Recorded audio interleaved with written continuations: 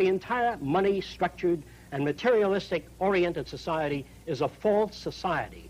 10 or 15 years from now, our society will go down in history as the lowest development in man. We have the brains, the know-how, the technology, and the feasibility to build an entirely new civilization. You believe that we teach competition, that it's not bred into someone? Competition is dangerous, socially offensive, considered right and normal, because you are brought up to that value system.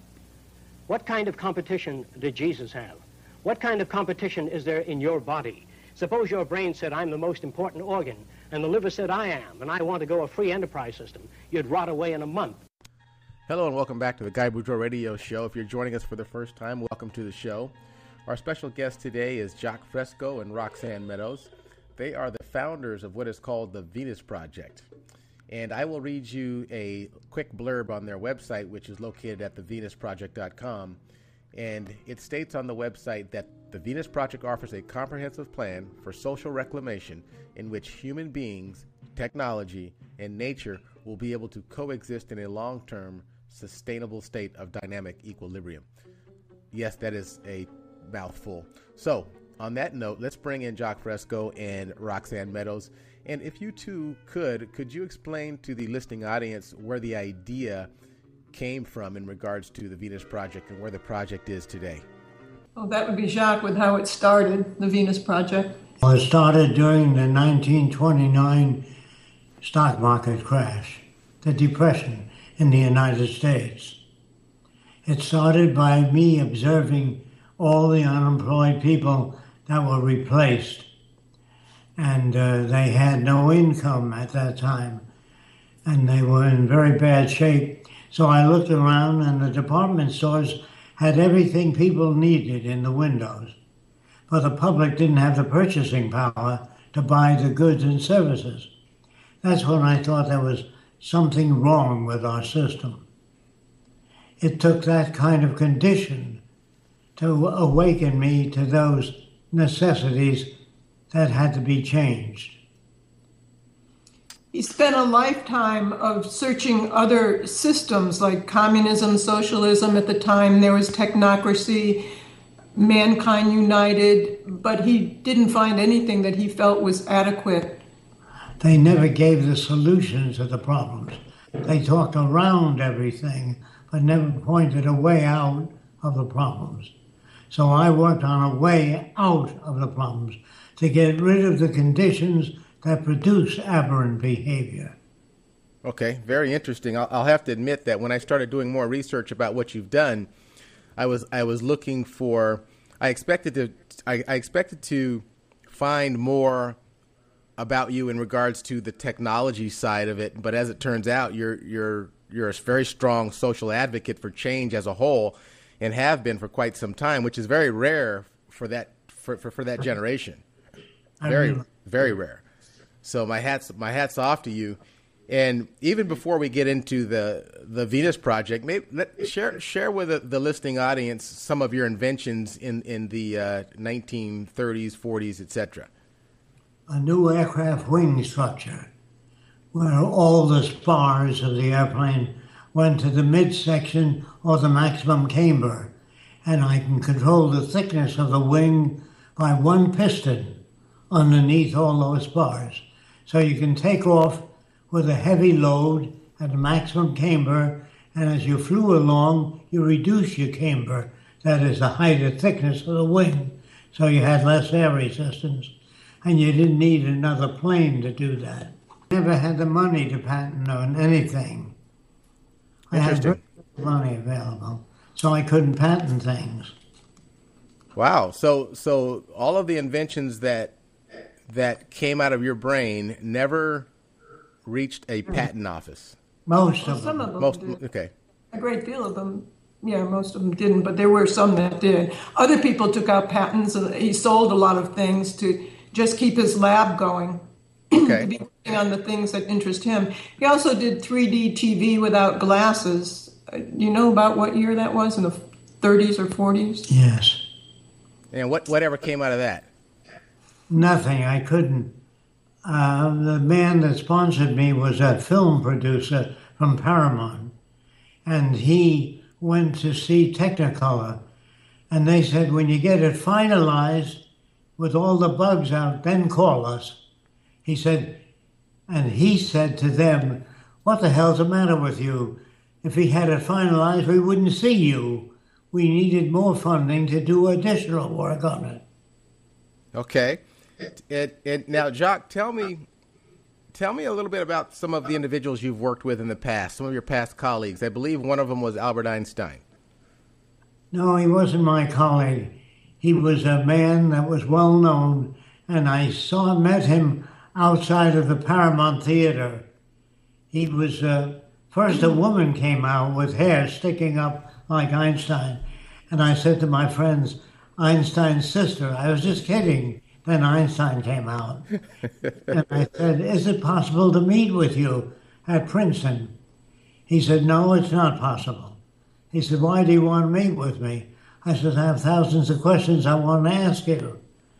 And he said, well, you have to get a letter from your parents because what I talk about may upset them.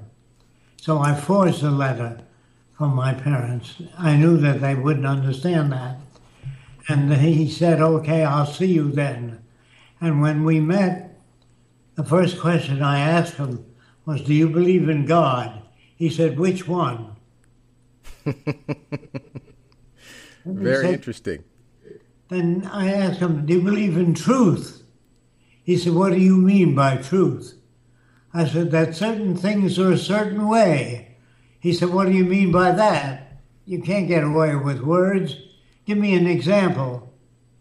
So I said, well, the watch I'm wearing, the bracelet is smooth.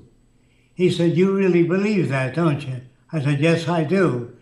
He said, under a microscope, it would appear very coarse. I said, that's right. I said, is that what it's really like? He said, no. We cannot see things as they really are. We can only see things with a range of our receptors. In other words, he did mention the fact that there are radio waves crossing the room and we were not sensitive to it. Then I said, well, does that mean that people are unconscious? Yes, he says, they're unconscious of many factors. We can never see anything as it really is. To a giraffe, a dog would look small. To a mouse, a dog would look enormous. They're both telling the truth from their own point of view. Agreed. Well put. So, Jacque, what were you like as a teenager? I mean, where does I've seen your work. I've seen what comes out of your brain. Where does that come from? Well, that comes from not being brought up in the academic world. In other words, in the academic world, they freeze your brain. In other words, they give you things that other people did, and there's no question period. You know, when Einstein talked about the speed of light, I said, how can you be sure of that? As light passes another planet, it's curved slightly. And if it's curved slightly, it would lose its velocity. So how can you say that anything is constant? Well, we got into a heavy discussion then, and it didn't go anywhere. I asked Einstein whether he was social at all, whether he cared about the condition of people. He said privately he was a socialist, but they told him if he came to America and he talked about socialism, they'd ship his hide back to Germany. You understand? But they said this is a free country. There's no such thing as a free country. All countries use propaganda to manipulate their people. They talk about freedom. When the Arabs came with many wives to this country, they said you can only come in with one wife. They said, I don't understand that. Where we come, it's normal to have 4 or 5 wives if you can afford it. Well, in other words, if you were brought up in the Arab world, it would be normal for you to expect many wives. But you have no right to superimpose your values on another system. Well put. And a lot of people say, give me the good old days. In the good old days, there was slavery. The blacks were taken out of Africa and brought over here to do work for nothing. So how can it be a free country if you had that sort of thing? If you had racial discrimination, that's learned. When a guy says, I'm going to get me a nigger and I'm going to kick his ass, that's what he picks up from the South, being brought up there. It isn't his nature. Children will play with anybody until mother comes over and says, you're a Lutheran, you don't play with that Catholic boy. You understand? Mother means well, but she doesn't know how to handle it. Now, I've heard your opinion numerous times in regards to religion. What is your opinion in regards to reincarnation? Zero. Okay. I do not accept that. Okay. I accept it as wishful thinking. Okay. I accept the concept of God as man-made. Okay. Because he gets angry, creates floods. This doesn't sound like God. Sounds like some asshole or jerk. Okay. I don't believe man can conceive of God. So let's do this. Let's jump back to something that's a little closer to Project Venus. How much red tape and bureaucracy have you had to literally, trudge through over the last 60 years? 90%. Yep, I can only imagine. And how does that affect? I mean, where is the Venus Project now in regards to becoming more mainstream? Well, it's all over the world now. We've been on a global lecture tour presenting the Venus Project to many different nations, and they all seem to like it very much. And I said, if you don't talk to other people about it, nothing will happen. So I'd always try to get my audience to talk about the Venus Project. It's not a political system. It's a way of life that doesn't include unemployment, war. We have no warships, no armies, no navies, no prisons, and no police. We're interested in the conditions that produce aberrant behavior and getting rid of those conditions. Like race prejudice is learned, and I don't want that to go around. In other words, you have to get rid of the conditions that produce prejudice. It's not inborn. Children play with anybody. They don't say he's black or he's Oriental. They just play with anybody. No, I would agree. And we get to work on them and distort their views that they become racist. Nope, I agree. And it's interesting when I hear you talk about when I hear you articulate yourself in regards to social behavior as it relates back to an individual's culture, because it's all tied in together, whether you want to believe it or not. And I think the biggest problem, as you know, is the fact that, what I've learned over the years is that 2 + 2 is not 4. I see your face, Jacque.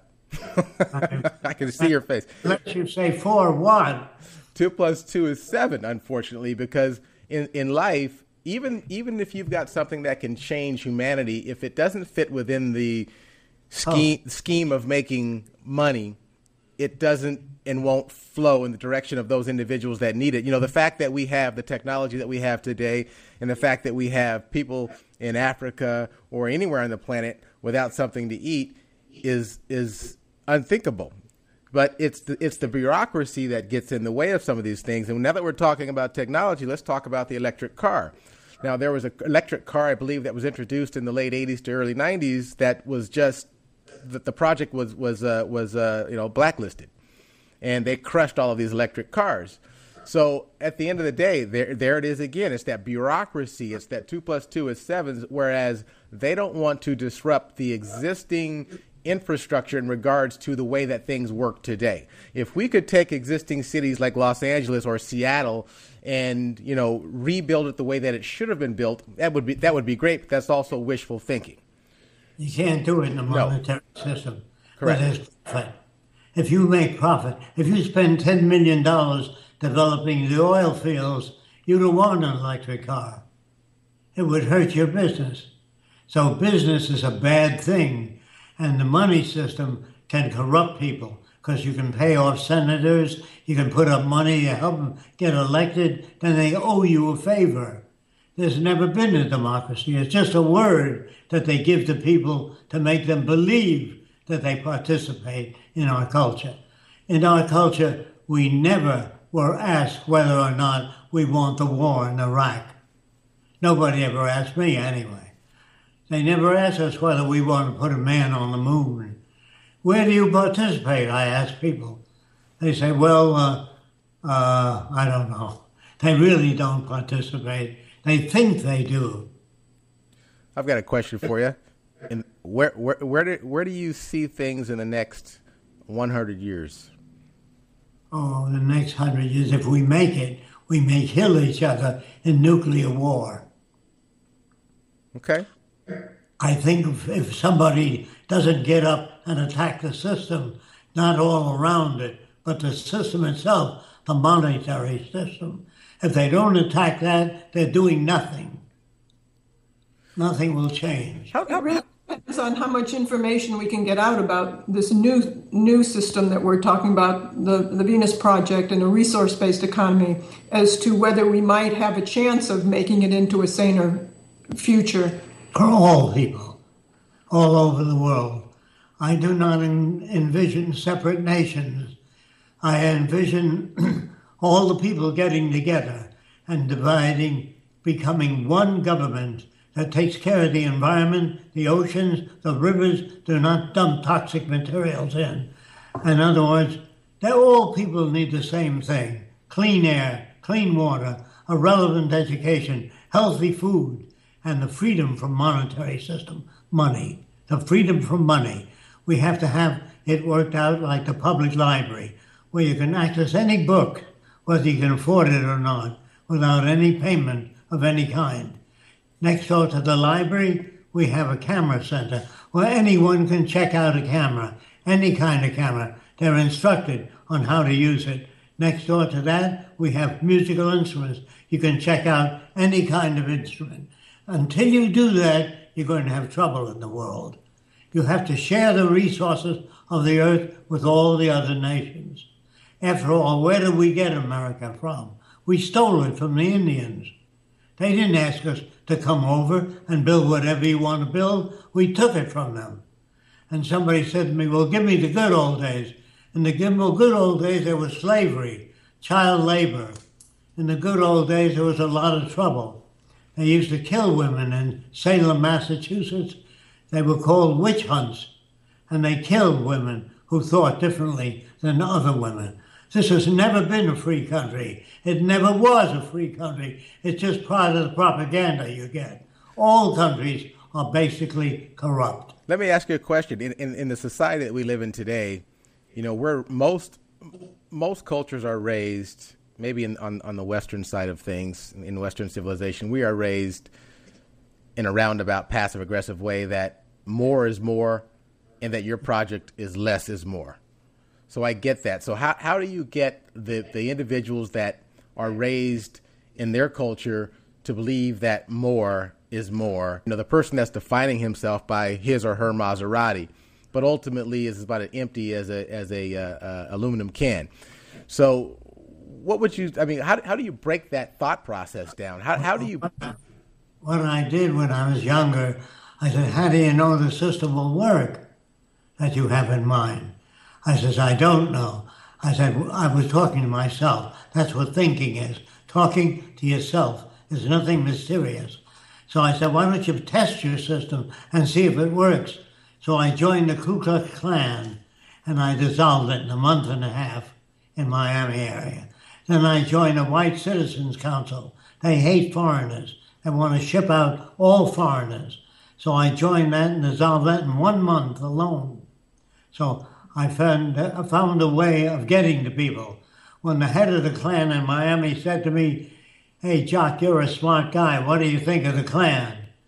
I used different language, strategy. I said, it's a great organization, but it doesn't go far enough. That gets his ear. If you attack, you lose it.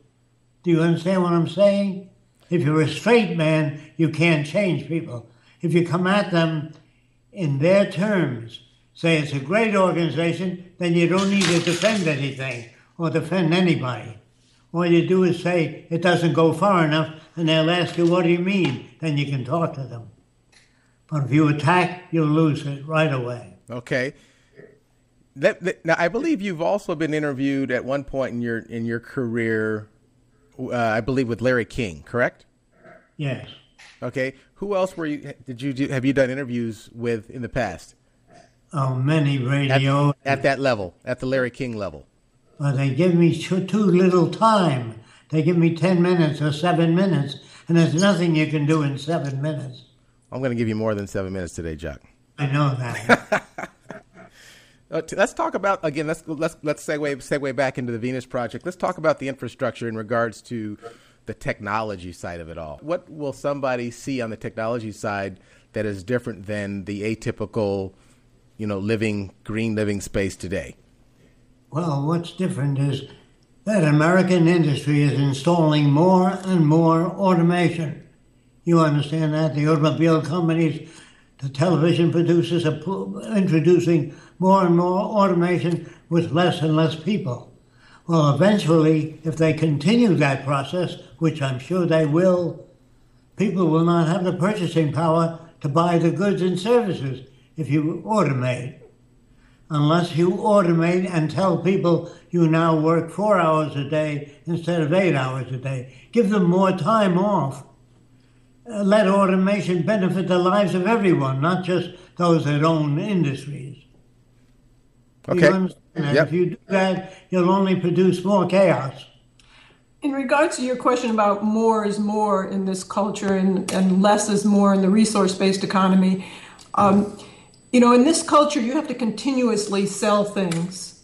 So they have a whole ad agency industry to push things on people, make you feel inadequate, so you will continuously buy the new gadget. If you don't buy, the system falls apart. So we're plundering our planet.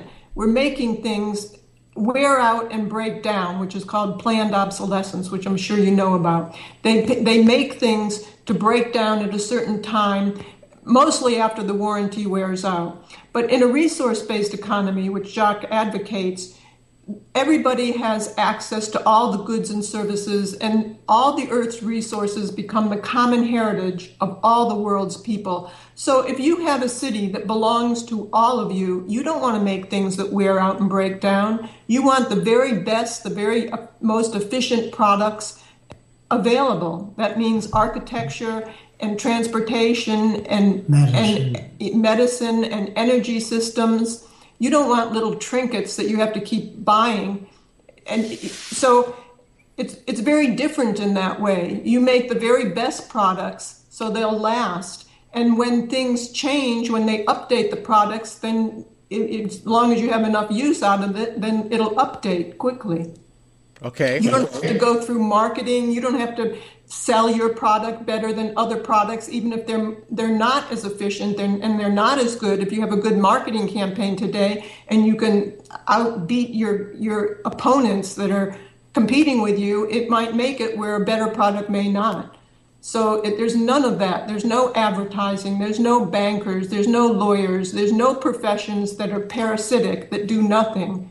There's no salespeople. There's no insurance agencies. You don't need it when the system is based on resources and money is out of the scenario. Well put. I mean, you articulated that very well, but it goes back to that culture, or to that individual that is raised in that more is more type of an environment. And it's 2 + 2 is 7. We know what it's going to take to make sure that the world is still here in 100 years, but will we take the necessary steps today to make that happen? No, we have to learn how to change people, how to turn them around by using strategy rather than logic. People are not logical nor reasonable in this system. They just follow the way they've been brought up, which is very unfortunate. And the way they're brought up is to support the system that they live under. So the values and their notions of good and bad and right and wrong and recognition, the need for recognition, to buy more things and to have more things, they feel that that's a reinforcement for their self-worth, and it really isn't. In the future, they would be looked upon as being sick in a saner society. So the values would change. Even your Supreme Court, the judges in the Supreme Court, would be considered criminal in the future of America. because they're judging people and they don't know what the conditions were that shaped that behavior. You know, people think today that they're born with certain notions, that we are warlike, that our nature is fixed, and it really isn't. We can raise people to hate anybody, just as Germany did. Germany was a sick society, and if they followed Adolf Hitler, who was not very well read or very well informed, he had a lot of opinions that didn't have any basic structure for them. Correct. You know, I'm going to add something to what Roxanne was talking about. I well put, Jacque. And that is, you know, we live in a society now. Jacque, I heard you say this in a lecture some time ago, and that was, you know, the current infrastructure in regards to education is set up so that you are working for this passive aggressive organization by default. And when you get that diploma, you're just dropped in there like another bean counter. Well, today's society is set up so that everybody has one thing everybody has something inside of them called insecurity. And I think it's some of that insecurity, or most of that insecurity, comes from trying to fit within that mold that was pre-sculptured. What would you say to somebody that has this void? Because we have these voids that we need to fill. And in order to fill these voids, we have to know that we have purpose. We have to know that our purpose isn't... Well, it depends on the person and the group that I speak to. If it's a religious group, I say in the Bible it says, "Thou shalt not kill." It doesn't say you can kill Saturday and Wednesday. It says, "Thou shalt not kill." It also says, "Love your enemy." If a man strikes you, turn the other cheek. That means don't hit him back. It also says, "Judge not, lest you be judged." And everybody does jury duty. They don't know what the hell they believe. They don't understand the Bible. They don't understand the teachings of Christ. God said, "Thy will be done." Christ said this. "Thy will be done on earth as it is in heaven." There's no money in heaven, no private property. There's no more social stratification, as I understand it. So Larry King says, "What do you think of Christianity?" So I've never met a Christian that behaved that way. So I can't tell you. Do you understand what I'm saying? Yes, I do. I do. And unfortunately, the one thing most individuals do know about is when their mortgage is due, when their car payment is due, and when they lose their job. And when they lose their job. And lose their home. And that creates a tremendous amount of insecurity. All your life, you're insecure to have to continue to work, to pay off your bills. You get caught in the system with mortgages and kids and wives and husbands and cars. You know, you're up to debt, up to your eyeballs. And they do the same thing with countries. They keep them in perpetual debt and scarcity. Even if you have money in the bank, if the banks fail, you can lose that money. You can save up hundreds of thousands of dollars, in your lifetime, and you get cancer, and you can lose all that money. Like you said, there is no security in this system. So, a lot of people come to us and say that after learning about the Venus Project and a different method of doing things, that we can use our science and technology for the betterment of people and preserving the environment, they tell us that learning about this gives them hope for the first time, because they saw no hope out there. It gives them a platform of looking at the world differently, very differently, other than the competitive means. I think that's great. And if we go back to the more is more, statement, I think that's that would be the equivalent to a shot of morphine. So you live all of your life thinking that if you own this and you own that you will feel a certain way at the end of the day, and you don't. It's just it's a self-perpetuated thought process that you think to yourself needs to be there in order to feel whole. So I think what you guys are doing is absolutely awesome. Articulating it has got to be a challenge worldwide. It has got to be a challenge because the world is just set up so differently. When you start thinking about the Middle East, or you start thinking about Asia, Africa. I mean, different cultures, different thought processes. Did you have a a meeting with the UN at all, United Nations? Not yet. No. Is that in the near future? We don't know. I would love to address the United Nations, but so far we've had little opportunity to do so. But what amazes me is that I haven't been shot yet. Do you wear a bulletproof vest? I don't believe in patchwork. Right now, obviously, you're living within one of your communities, the Venus Project, correct? Yes. Walk me Well, it's not really a community. We came here to Venus, Florida, hence the Venus Project. It used to be called Socio-Cyberneering in like 1976 when I first met Jacque. It was called Socio-Cyberneering, which meant cybernetics and engineering applied to the social system. But that was before the word cyber even became popular. So nobody could pronounce it and nobody could remember it. So we moved here and we changed the name. But anyway, we moved here to experiment with building processes, some of Jacque's designs. So we built 10 buildings here ourselves. I did the cement work, Jacque did the design work.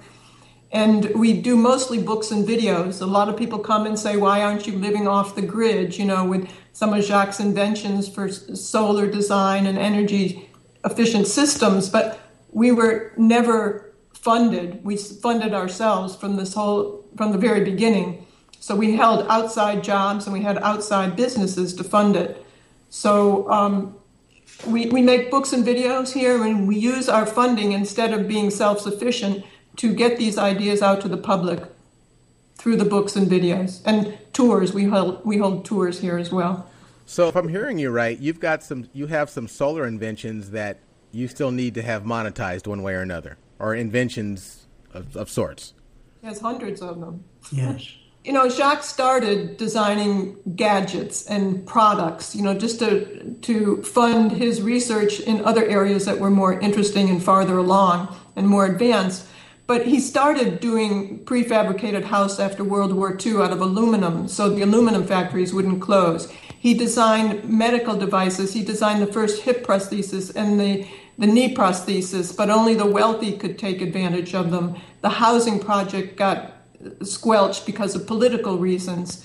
He designed aircraft, but they used his more efficient designs to bomb quicker and more efficiently. So he realized it was the whole system that had to be changed. And even if you designed and built one of his houses that was about as hurricane resistant as you could do, or tornado resistant, and have solar and built-in waste disposal and everything else, it doesn't change the world while they're still building bombs. It's really a new social direction and a new value system that has to be introduced. So we use all our funds to try and do that. Okay. But we are trying to do a Kickstarter program for a new documentary series that we're doing. Well, that's awesome. You had mentioned some really interesting things regarding the way some of these structures are built. Hurricane-proof, waste-efficient systems. Talk about that a little bit. Okay, the houses, most of them are free form. That is, they're curved or dome-shaped. A lot of them are dome-shaped with extensions sticking out of them that are also dome-shaped. A dome can enclose the most area with the least material. That's why we use a dome. And if a person says to me, I suppose I don't want to live in a dome.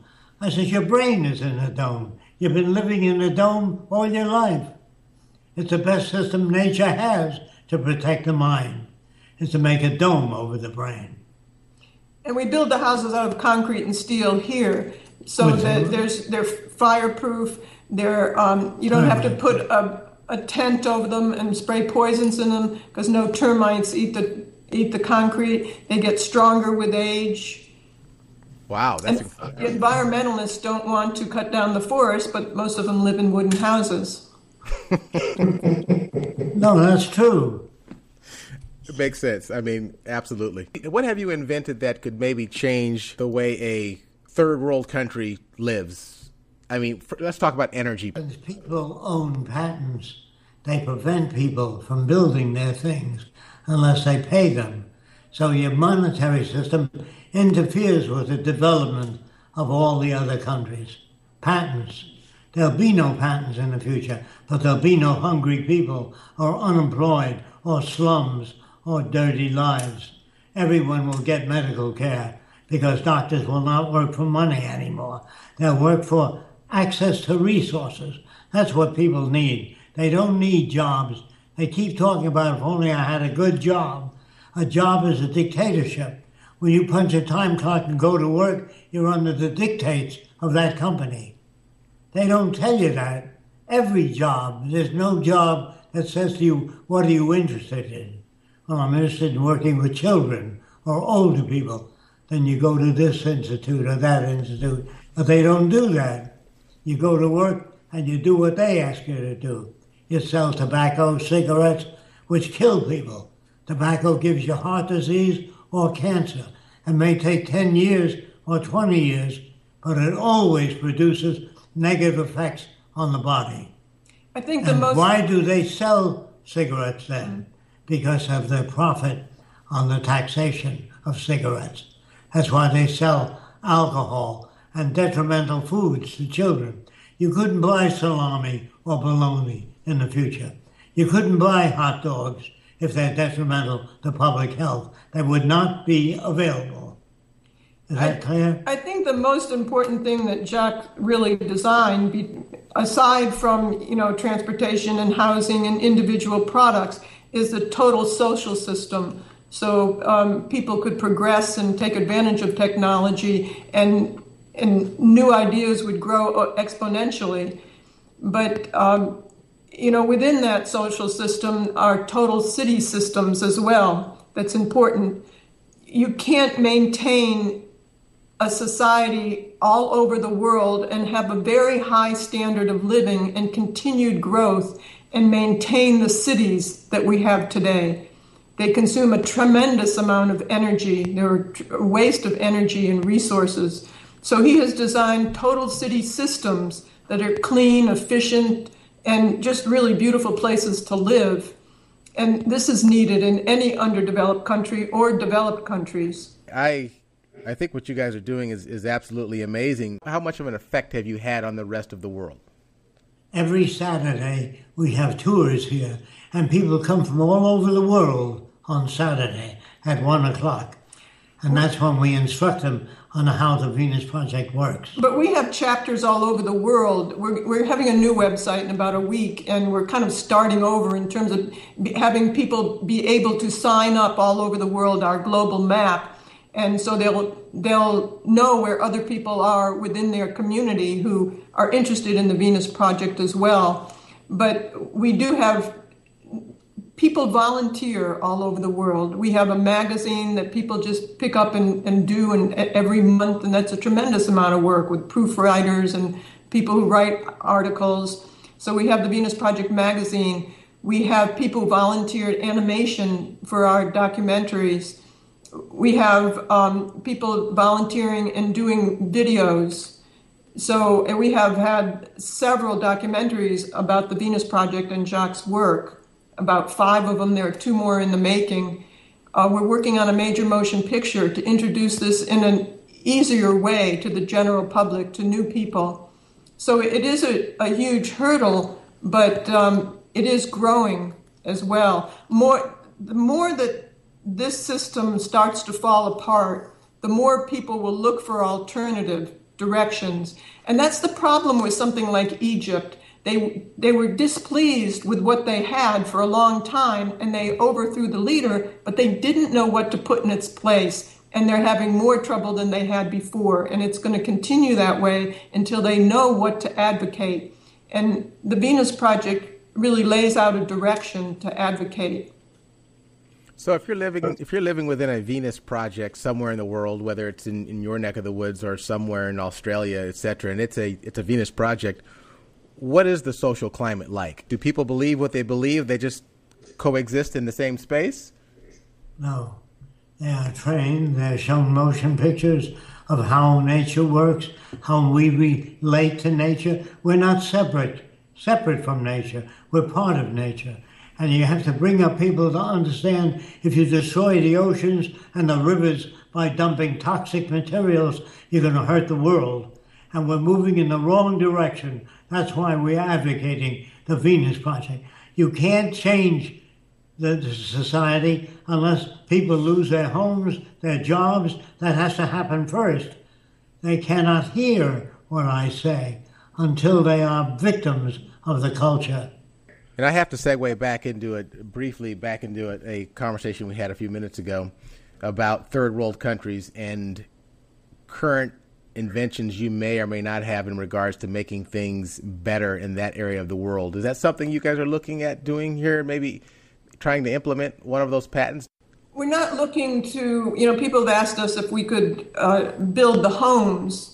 We'd be spending all our time building homes. We're not in the home building business. We would want to do a total city system in an underdeveloped country. We definitely would want to do that because they don't just need a home or one product that makes things easier or a way to make water. We would like to introduce the city that would give them all of that. Okay. Along with education as well, along different lines. But all the money systems would fight back, as you understand, and say the system is going to kill incentive, going to kill invention. They'll do everything they can to try to stop us. You must understand that. Don't forget that even scientists work for the corporations. They work for GE, Westinghouse, and GE owns NBC and the broadcasting company. So what the hell, how are you going to get the truth out there? If you go back to when you first started this big push for social, advocacy, who was somebody that inspired you at an early age to do what you do? My grandfather. Tell me about your grandfather. My grandfather said that people came from all over the world and they brought the printing press, language, mathematics. We owe so much to so many different nations that we no longer uphold any one country. Louis Pasteur was a Frenchman, and maybe if it weren't for him, we'd all be dead. We owe so much to so many people. The Germans gave us a printing press, and it was improved by other countries. And all the wonderful language and music we got from the rest of the world. We had so many contributions by so many different nations. The only way to live is not to uphold patriotism. Einstein used to say patriotism is a disease. It separates people. And we have no patriotism. We have loyalty to the earth and methodology and to all human beings and other forms of life. We take care of all forms of life. We never build a dam without the possibility of fish getting up the dam by going over water ways that lead up to the site of the dam so they can get to the spawning grounds. We just build a dam for electrical power. We don't build a dam with keeping animals in mind, not blocking their path of entry into the world. Animals like to migrate. You can't build a tunnel without putting it up off the ground so animals can migrate. We would do a positive study and a negative study, negative retroaction of everything that's done. It's not done that much today because it's very directionalized for profit. They don't really care of the side effects, of the poisons they put in your food or the poisons that they dump in the oceans or the toxic waste that they put there. They don't really care because the bottom line is getting money and taking care of the stockholders, not the well-being of people. So it's very different. The aims of the Venus Project are for the well-being of people and the environment, not wealth, property, and power. All people, all over the world, not some people. Okay. And there is no, you can't do that, unfortunately, within the monetary system and the political system that's established to support those who are in power. They just serve the interest of those who are in power, and that means financial power. If I gave you $1 billion tomorrow, how would you use it? We'd probably do a movie. We think that's most important to get people have to be introduced to these ideas, and we would start the city. We would start the first city. We would start it as a research and development area and a university. So the products turned out would go to enhance the next city. and the city that's already established. You know that engineers today design things to wear out and break down. Of course, when they wear out, you have to buy a new one. There used to be one thing in your home that didn't wear out and break down, and you didn't own it. It was a telephone by the telephone company. It was so well made you could drop it on the floor, and it worked all the It time. was those big black telephones in the past. The telephones today are junk. They go in no time at all, and you have to buy a new one. That's what they want. They want you to be dependent upon the system. Always buy new clothing, changes in style of the car every year. They can design cars to last 10 years or more, but they don't. They design them to wear out, so you'll have service required. We haven't talked about how you two met. Oh, somebody introduced, well, I'll go back to this. Jacque used to give lectures at universities in the 60s, 70s, and 80s. He's been working at this for a long time. And at his home, he used to give lectures three days a week, 3 evenings a week. And somebody introduced me to him through his lectures on tape. And they were more interesting than anything I'd ever heard because he gave solutions to the problems. He didn't just complain about them. And the things he talked about were very different than the way they're talked about in the general public. And I thought it was fascinating, so I went to his lectures in his home and then started taking his drafting lessons or his art lessons. He can teach anyone how to draw. There's nothing inborn or special that you have to do that. And he used to teach people how to draw as well that used to go to his lectures. He used to teach the scientific method behind drawing, the rules behind drawing, so anybody could learn. And then I rented a room in his home and stayed. Okay, are you two married? I always say as good as or better than. No, we're not married. Good as or better than. Yes. Less is more. Who is this guy with a white collar? Says, I pronounce you man and wife. Where did he come from? You have to pay him. And then if you don't get along, there's a lawyer. It'll cost you $2,000 to separate. Where the hell did he come from? I think that's cheap today. Good point. Well put. It's all part of a self-feeding system, right? One way or another.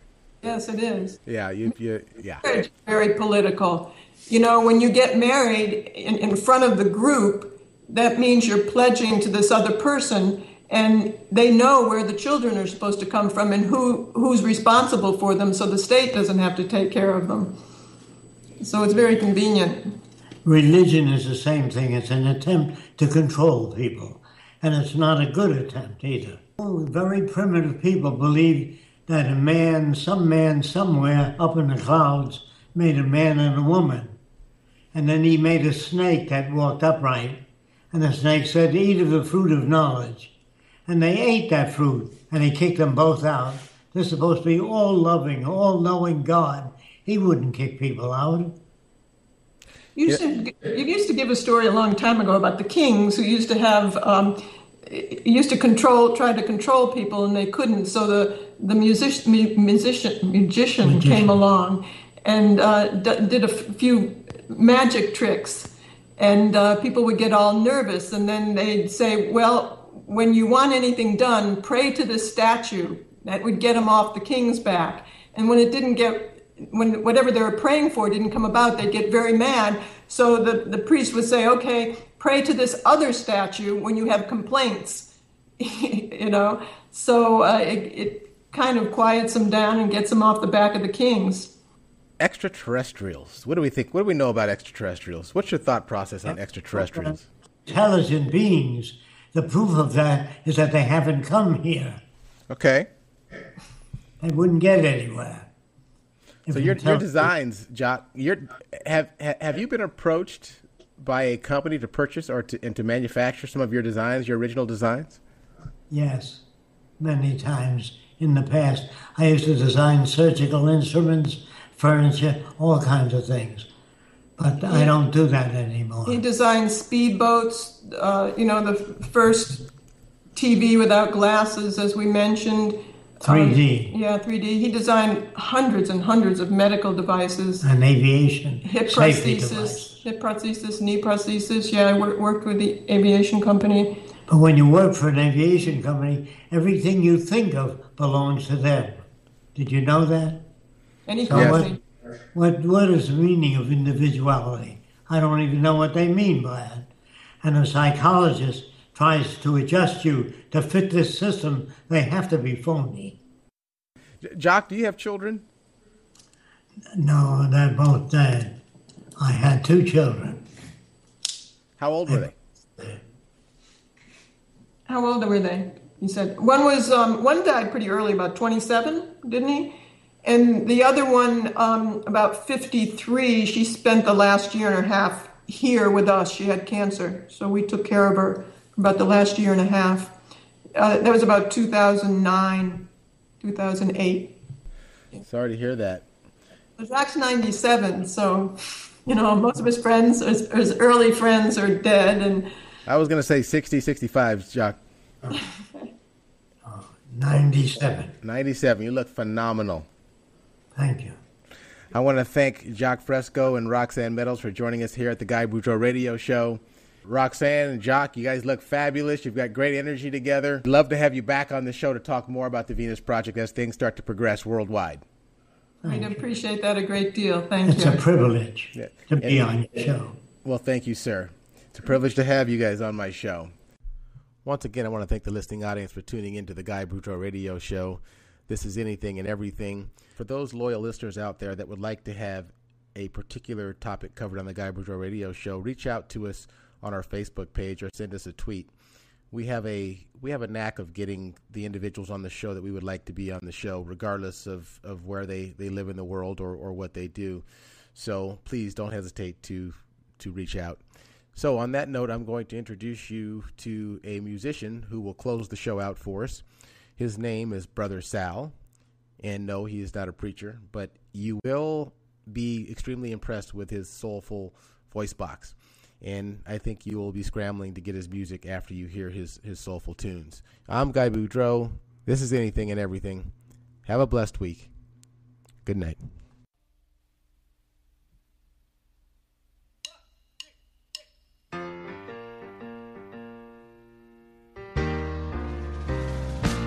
Well, I'm a hard-hearted man with a hard-hearted woman, and I don't know who's wrong or what is right.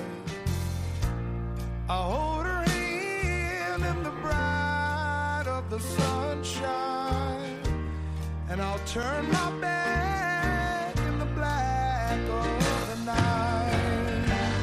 Lots of stone ain't just gonna break, but loving a girl, that's the chance you must take. I'll be a good-hearted man to my woman. Yes, I will.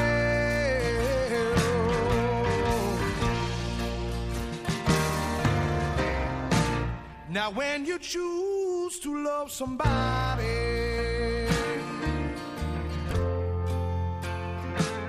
you gotta give a little more than you give. And if you walk in the way of the wordsmith, you're just traveling on the road to regret. My heart of fire ain't just gonna burn. Strike a match, blow it out.